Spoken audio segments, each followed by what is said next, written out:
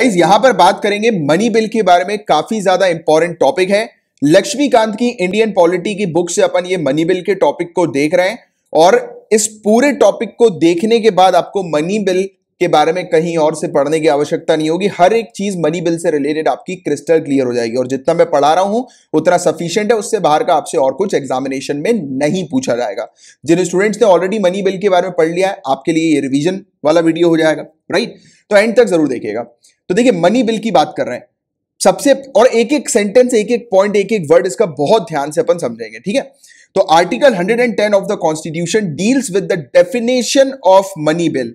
Money bill की definition के बारे में किस आर्टिकल में लिखा हुआ है, क्वेश्चन बनता है, तो आप क्या बताएंगे? आर्टिकल 110। याद रखिएगा, it states that a bill is deemed to be a money bill. ये कहता है, इसकी डेफिनेशन कहती है कि एक बिल मनी बिल तभी माना जाएगा अगर इफ इट कंटेन्स, उसके अंदर only provision dealing with all और any of the following matters. इसका मतलब क्या हुआ?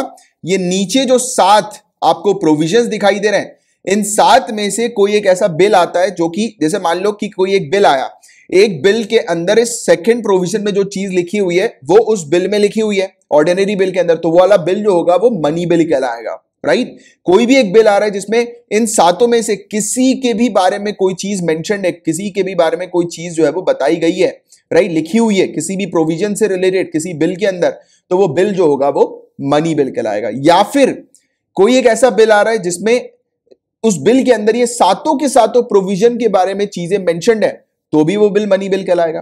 तो कोई भी एक प्रोविजन के बारे में अगर किसी बिल में मेंशन है तो भी कहलाएगा, सभी के बारे में मेंशन है तो भी कहलाएगा, ठीक है? तो ये चीज आपको थोड़ी सी ध्यान में रखने वाली है। तो एक एक करके देखते हैं कि ये प्रोविजन क्या कहते हैं। तो पहला प्रोविजन था इंपोजिशन, एबॉलिशन, रेमिशन, ऑल्टरेशन और रेगुलेशन ऑफ एनी टैक्स। कोई भी टैक्स है, कोई भी कर है, उसको लगाने से रिलेटेड, इंपोज करने से रिलेटेड, हटाने से रिलेटेड, रेमिशन, ऑल्टरेशन, मॉडिफिकेशन, कैंसिलेशन से रिलेटेड, या उस टैक्स को रेगुलेट करने से रिलेटेड अगर कोई बिल बात कर रहा है तो वो बिल मनी बिल कहलाएगा। क्लियर है यहां तक बातें? आगे बढ़े। कोई भी ऐसा, the regulation of borrowing of money by the union government, कोई भी ऐसा बिल है जो कि बता रहा है कि यूनियन गवर्नमेंट को फॉरेन से या कहीं से भी कुछ पैसे उधार लेने हैं, डोमेस्टिक मार्केट से या इंटरनेशनल फॉरेन मार्केट से, अगर यूनियन गवर्नमेंट को पैसे उधार लेने हैं, उससे रिलेटेड अगर कोई बिल बात कर रहा है तो वो बिल क्या कहलाएगा? मनी बिल कहलाएगा। क्लियर है? दूसरा पॉइंट। तीसरा point, the custody of consolidated fund of India और contingency fund of India, the payment of money into और withdrawal of money from any such fund. तो कंसोलिडेटेड फंड ऑफ इंडिया और contingency fund of India, ये जो हमारे funds हैं, तो इस फंड में पैसा डालना या पैसे को निकालना, उससे रिलेटेड अगर कोई बिल बात कर रहा है तो वो बिल मनी बिल होगा। क्लियर बात यहां तक? The appropriation of money out of consolidated fund of India, consolidated fund of India से सरकार जो पैसे निकालकर खर्च करती है, एक्सपेंडिचर करती है, उससे रिलेटेड अगर कोई बिल बात कर रहा है तो वो बिल मनी बिल कहलाएगा। क्लियर यहां तक बातें? इसके अलावा declaration of any expenditure charge on consolidated fund of India, मतलब कंसोलिडेटेड फंड ऑफ इंडिया से पैसे को निकाल कर खर्च करना है, और ऐसा कोई नया खर्चा जब डिक्लेयर किया जाता है, राइट, नया एक्सपेंडिचर इस प्रकार का डिक्लेयर किया जाता है जो कि खर्चा किया जाएगा कंसोलिडेटेड फंड ऑफ इंडिया से निकालकर, तो इससे रिलेटेड अगर कोई बिल बात कर रहा है तो वो बिल होगा मनी बिल। या फिर कोई भी ऐसा खर्चा ऑलरेडी जो कंसोलिडेटेड फंड ऑफ इंडिया के ऊपर चार्ज किया जा रहा है, उस अगर खर्चे को बढ़ाने की बात की जा रही है, उस खर्चे के अमाउंट को बढ़ाने की बात की जा रही है किसी बिल के थ्रू, तो वो बिल मनी बिल होगा। क्लियर है बात यहां तक? आगे की बात कर लें तो देखो, the receipt of money on account of consolidated fund of India और पब्लिक अकाउंट ऑफ इंडिया, तो कोई भी मनी की जो रिसीट होती है, यानी कि जो पैसे जो ऑलरेडी पे कर दिए गए हैं, उसकी रिसीट से रिलेटेड, उसकी बिलिंग वगैरह से रिलेटेड अगर कोई बिल सामने आए, कोई बिल इस प्रकार की बात कर रहा है, तो वो बिल मनी बिल कहलाएगा। या फिर कंसोलिडेटेड फंड ऑफ इंडिया की कस्टडी और ऐसे पैसों को इशू करना, या ऐसे अकाउंट्स की ऑडिटिंग यूनियन और स्टेट्स की, राइट, तो उससे रिलेटेड अगर कोई बिल बात कर रहा है, ऑडिटिंग से रिलेटेड, उसकी कस्टडी से रिलेटेड, ऐसे मनी को इशू करने से रिलेटेड अगर कोई बिल बात कर रहा है तो वो बिल होगा मनी बिल। क्लियर है यहां तक बातें? और ये 7वां पॉइंट बहुत ज्यादा इंपॉर्टेंट है। तो ऊपर दिए गए मैटर स्पेसिफाइड अबव, ऊपर दिए गए जितने भी 6 प्रोविजंस हम लोग को देखने को मिल रहे हैं उसके बारे में इंसिडेंटल लेवल पर यानी कि माइनर लेवल पर भी अगर कोई बिल बात करता है तो उस बिल को भी मनी बिल कंसिडर किया जाएगा। मतलब किसी बिल ने इन 6 प्रोविजन के बारे में थोड़ी भी माइनर लेवल पर भी बात करी होगी तो उस बिल को मनी बिल बना दिया जाएगा। तो ये चीज हम लोग को इस प्रकार की देखने को मिलती है। बट कुछ 3 कंडीशन ऐसी है जिसके तहत एक बिल मनी बिल कंसिडर नहीं किया जा सकता। तो वो कौन सी 3 कंडीशन है?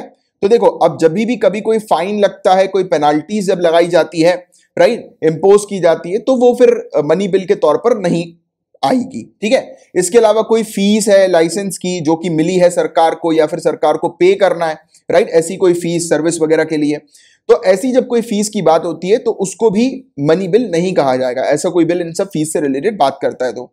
या फिर अब देखो, लोकल अथॉरिटी या फिर लोकल बॉडी जो कि लोकल पर्पस के लिए अगर किसी टैक्स को शामिल करती हैं, ऐड करती हैं, लागू करती हैं नया टैक्स, या उसको रद्द कर देती हैं, हटा देती हैं, उसको कैंसिल करती हैं, उसको मॉडिफाई करती हैं या उसको रेगुलेट करती हैं, इससे रिलेटेड अगर कोई बिल बात कर रहा है तो वो जो बिल होगा गाइज, मैं आपको बता दूं, वो मनी बिल नहीं कहलाया जाएगा। ठीक है। तो ये चीज हम लोग को इस प्रकार की देखने को मिलती है जिसके बारे में आपको एक अच्छा आइडिया, अच्छी जानकारी होनी चाहिए, राइट। इसके अलावा गाइज बहुत ही ज्यादा इंपॉर्टेंट पॉइंट कि अगर कभी भी किसी बिल को लेकर क्वेश्चन उठता है कि वो बिल मनी बिल होगा या नहीं होगा, तो कौन डिसाइड करेगा कि वो बिल मनी बिल है या नहीं है? तो याद रखिएगा, लोकसभा के स्पीकर। और इस केस में सबसे ज्यादा सुप्रीम पावर होती है लोकसभा के स्पीकर के पास। जैसे कि अगर आपके सामने ऑप्शन आ जाए कि मनी बिल को डिसाइड करने की सबसे सुप्रीम पावर किसके पास होती है, तो वो लोकसभा का स्पीकर है। ऑनरेबल प्रेसिडेंट भी डिसाइड नहीं करते हैं हमारी कंट्री के कि वो बिल होगा मनी बिल होगा या ऑर्डिनरी बिल होगा। वो पूरी पावर जो होती है एक बिल को डिसाइड करने, even honourable prime minister of India के पास भी वाली पावर नहीं है एक बिल को डिसाइड करने की कि वो बिल मनी बिल है या ऑर्डिनरी बिल है। ये पूरी पावर दी जाती है लोकसभा के स्पीकर को, राइट। या ये चीज क्लियर हुई? बिल्कुल अच्छे से रट लेना क्योंकि इससे रिलेटेड क्वेश्चन जो है वो पूछे ऑलरेडी गए हैं सिविल सर्विसेज के अंदर। और इनके डिसीजन को किसी भी कोर्ट के अंदर चैलेंज नहीं किया जा सकता, क्वेश्चन नहीं किया जा सकता, ना ही लोकसभा के अंदर ना ही राज्यसभा के अंदर इस बारे में चर्चा की जाएगी कि लोकसभा ने किसी बिल को मनी बिल क्यों जो है वो डिक्लेयर किया। तो ऐसी भी कोई चर्चा नहीं की जाएगी। उन्होंने जो चीज डिक्लेयर कर दी वो फाइनल हो गई। नॉट इवन प्रेसिडेंट ऑल्सो, हमारे ऑनरेबल प्रेसिडेंट भी इस पर जो है वो क्वेश्चनिंग नहीं कर सकते कि क्यों लोकसभा के स्पीकर ने किसी बिल को मनी बिल डिक्लेयर किया, क्यों किया। तो ऐसे कुछ नहीं पूछा सकता, उन्होंने एक बार डिक्लेयर कर दिया, वो हो गया फाइनल, राइट। इसके अलावा जब भी कभी कोई मनी बिल राज्यसभा में भेजा जाता है रिकमेंडेशन के लिए, और यदि ऑनरेबल प्रेसिडेंट के पास भेजा जाता है एसेंट के लिए, तो बकायदा स्पीकर उस पर मोहर लगाकर बताते हैं कि वो बिल मनी बिल है। यानी कि स्पीकर क्लियर कर देते हैं, जब भी किसी बिल को भेजते हैं तो पहले ही क्लियर कर दिया जाता है कि ये बिल मनी बिल है। वो क्यों किया जाता है तो अभी मैं आपको कुछ चीज बताऊंगा। जैसे हमारे इंडियन कॉन्स्टिट्यूशन के अंदर कुछ स्पेशल प्रोसीजर शामिल हैं मनी बिल को पार्लियामेंट के अंदर पास कराने से रिलेटेड, राइट। तो क्या क्या स्पेशल प्रोविजंस हम लोग को या प्रोसीजर्स देखने को मिलता है? तो देखो, एक मनी बिल है, ये सिर्फ और सिर्फ लोकसभा में ही इंट्रोड्यूस होगा। पहला पॉइंट याद रखना, मनी बिल सिर्फ लोकसभा में ही इंट्रोड्यूस हो सकता है, राइट। और वो भी कब? जब ऑनरेबल प्रेसिडेंट ऑफ इंडिया जो है वो उस पर रिकमेंडेशन दे, तब जो है ये लोकसभा में प्रस्तुत होगा, बिल इंट्रोड्यूस होगा। और ऐसे जो बिल्स हम लोग को देखने को मिलते हैं, ये बिल को गवर्नमेंट बिल भी कहा जाता है। इन बिल को गवर्नमेंट बिल कंसिडर किया जाता है और ये बिल सिर्फ और सिर्फ मिनिस्टर के द्वारा ही इंट्रोड्यूस किए जाते हैं। तो ये वाली पॉइंट भी आपको अच्छे से ध्यान में रखना है, ठीक है। अब इसके अलावा एक बार मनी बिल जैसे कि मान लेते हैं लोकसभा से पास हो गया, फिर वो कहां जाएगा? लोकसभा से राज्यसभा में जाएगा। किस पर्पस के लिए? राज्यसभा के कंसिडरेशन के लिए। और राज्यसभा के पास इस मैटर पर, मनी बिल के मैटर पर बहुत ही कम या ना के बराबर पावर होती है।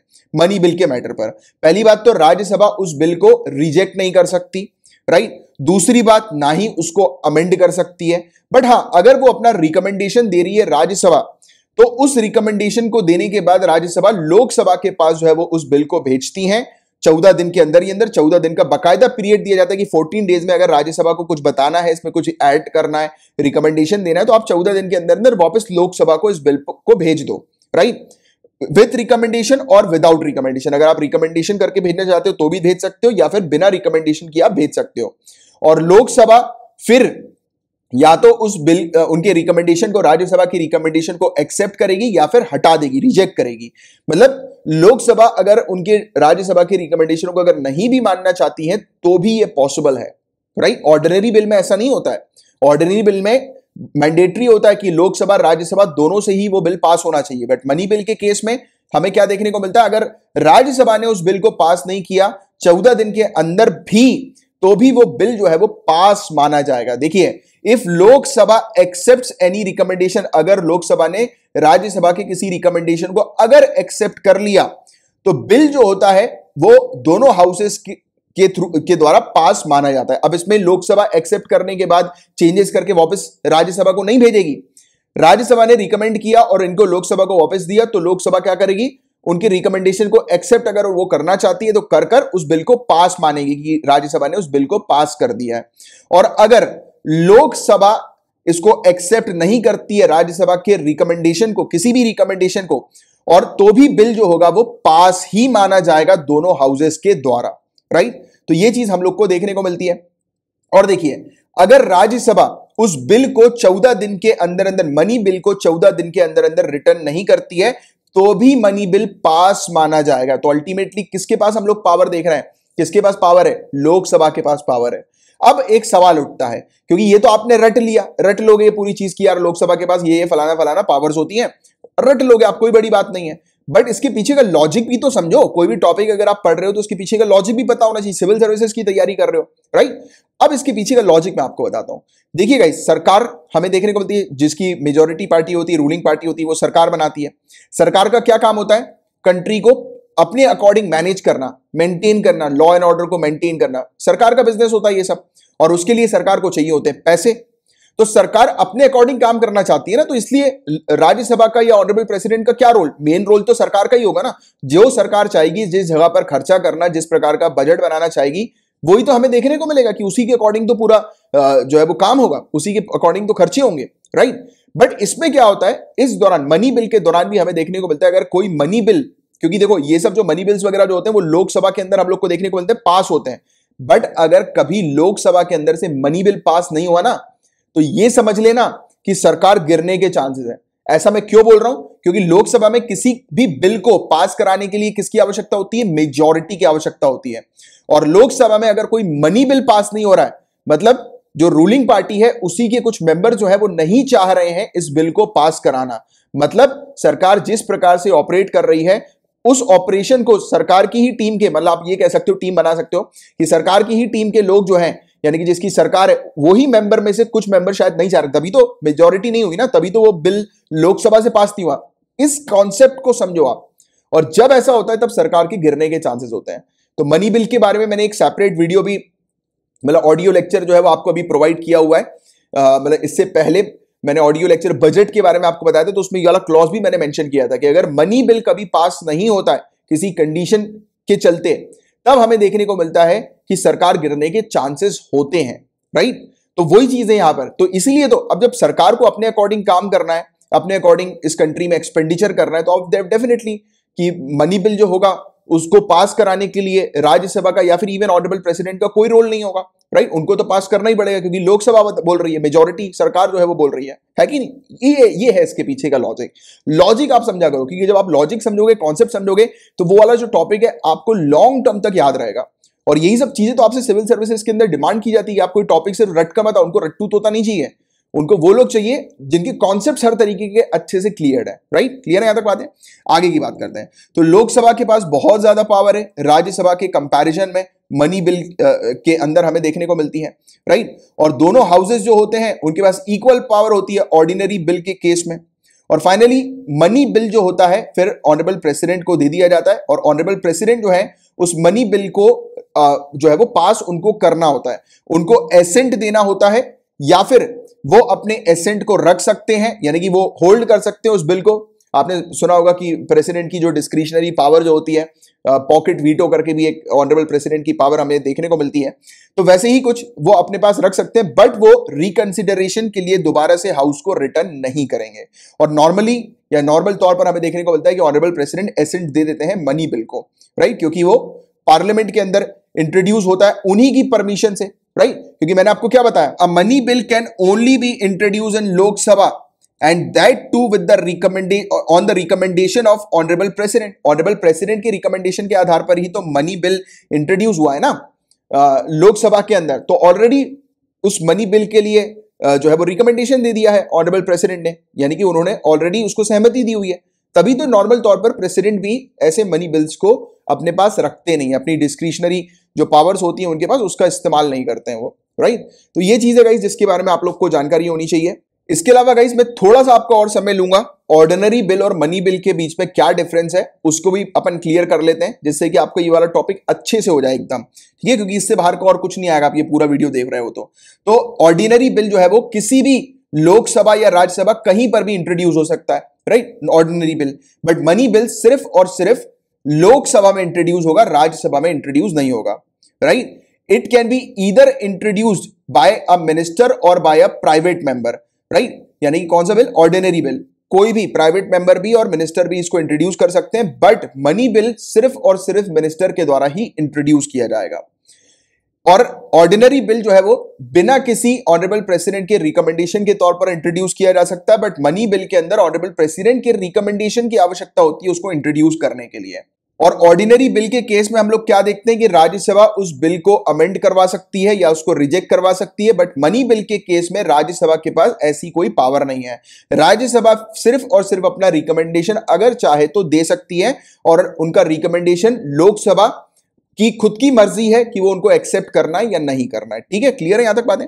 आगे की बात चलते हैं। ऑर्डिनरी बिल के केस में हमें देखने को मिलता है कि राज्यसभा जो होती है वो मैक्सिमम जो ऑर्डिनरी बिल का जो पीरियड होता है वो 6 महीने का होता है, कि 6 महीने के दौरान जो है वो राज्यसभा को डिसीजन लेना पड़ता है एक बिल पर।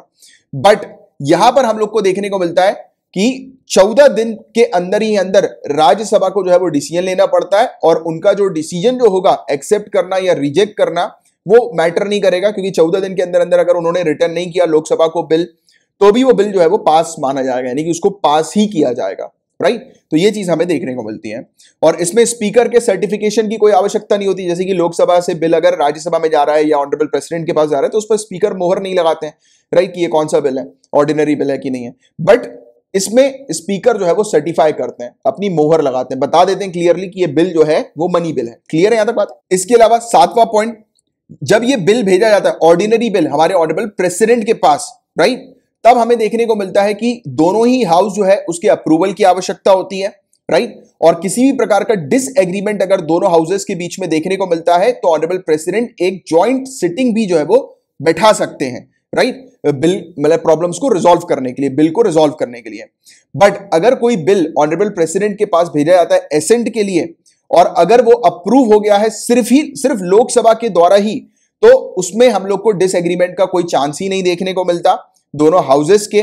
इसका मतलब यह है कि किसी प्रकार की जॉइंट सिटिंग जो है, जॉइंट सेशन जो है दोनों हाउसेस का, वो किसी भी प्रकार से नहीं होता है मनी बिल के केस में। तो याद रखना, मनी बिल के केस अगर कोई भी मनी बिल प्रस्तुत होता है तो उस समय जॉइंट सिटिंग जो है वो नहीं बैठती, क्योंकि लोकसभा का ही डिसीजन होगा वो फाइनल होगा ना। क्यों होगा तो उसका मैंने आपको लॉजिक ऑलरेडी बता ही दिया, राइट। और अगर कोई ऑर्डिनरी बिल किसी मिनिस्टर के द्वारा इंट्रोड्यूस किया जाता है और अगर वो बेसिकली मतलब लोकसभा में पास नहीं होता, लैप्स हो जाता है वहीं के वहीं लोकसभा के अंदर, राइट, वो वहां पर उसको पास नहीं किया जाता अगर लोकसभा में, तो सरकार गिर सकती है। बट इस केस में तो हमें देखने को मिलता है, मैंने आपको अभी समझाया कि लोकसभा के केस में अगर मनी बिल अगर मतलब डिफीट हो गया, वहां से मनी बिल इंट्रोड्यूस होने के बाद अगर वहां से पास नहीं हुआ, तब सरकार को रिजाइन करना पड़ सकता है। बट हाँ, इसके बारे में कोई भी कानून बाइंडिंग नहीं है, लॉ बाइंडिंग नहीं है कि सरकार जो है वो रिजाइन करेगी। वो डिपेंड करता है कि वहां पर नो कॉन्फिडेंस मोशन जो है वो लाया जा सकता है, बट इसके बारे में कॉन्स्टिट्यूशन के अंदर लीगली बाइंडिंग हम लोग को ये चीज नहीं देखने को मिलती है, ठीक है। बट हाँ, अब देखो ऑब्वियस ही बात है कि सरकार की मेजोरिटी ही अगर नहीं हो पा रही है लोकसभा के अंदर, तो डेफिनेटली पॉसिबिलिटी तो यही है कि वो बिल जो होगा वो अगर गिर रहा है, यानी कि बिल जो है वो पास नहीं हुआ, तो कहीं ना कहीं सरकार के जो मेंबर्स हैं वो ही खुश नहीं है, राइट। रूलिंग पार्टी के कुछ मेंबर्स खुश नहीं है, इसका मतलब क्या है कि वो सरकार अब बनाना नहीं चाहते, वो सरकार से अब परेशान हो गए कि सरकार के अंदर जो है वो मतलब सही से काम नहीं हो रहा। क्योंकि अल्टीमेटली ओवरऑल अगर हम लोग देखेंगे जिसकी भी सरकार होती है उसमें मेंबर्स हम लोग को अलग अलग देखने को मिलता है, अलग अलग क्षेत्र के हम लोग को देखने को मिलते हैं। इसके अलावा ऑर्डिनरी बिल का मामला जो होता है उसमें जो बिल जो होता है वो रिजेक्ट किया जा सकता है, अप्रूव किया जा सकता है, रिटर्न किया जा सकता है रिकंसिडरेशन के लिए हमारे ऑनरेबल प्रेसिडेंट के द्वारा। बट इस केस में ऑनरेबल प्रेसिडेंट जो है वो रिजेक्ट कर सकते हैं, अप्रूव कर सकते हैं, बट कोई चांस ही नहीं होता है उनका रिटर्न करने का, तो वो रिटर्न नहीं करते हैं, राइट। और एक्चुअली में नॉर्मल केसेस मैंने आपको बताया कि ऑनरेबल प्रेसिडेंट जो है वो उसको रिजेक्ट नहीं करते, अप्रूव ही करते हैं, राइट। क्योंकि द रीजन बीइंग इज कि ऑनरेबल प्रेसिडेंट की रिकमेंडेशन के आधार पर ही तो ये मनी बिल लाया जाता है, इंट्रोड्यूस किया जाता है। तो ये चीज अपन को देखने को मिलती है। तो इसमें अपन ने पूरे डिफरेंसेस भी जो है वो ध्यान से देख लिए हैं। क्लियर है यहां तक पूरी बातें? तो गाइस ये था पूरा ओवरऑल टॉपिक। होपफुली आपको मनी बिल से रिलेटेड पूरी चीज अच्छे से क्रिस्टल क्लियर हो गई होगी।